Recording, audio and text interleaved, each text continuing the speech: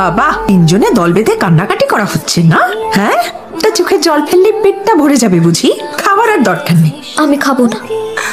ওরা খাবে, আমি নিয়ে যাব, তুমি যাও। ও তাই?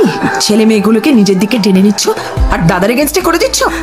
আমি কেন তোমার দাদার এগেনস্টে ওদের নিয়ে যাব?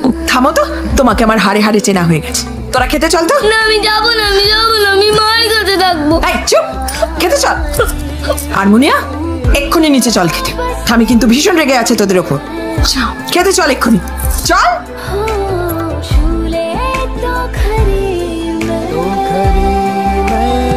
এখানে তো কিছু লেখা নেই।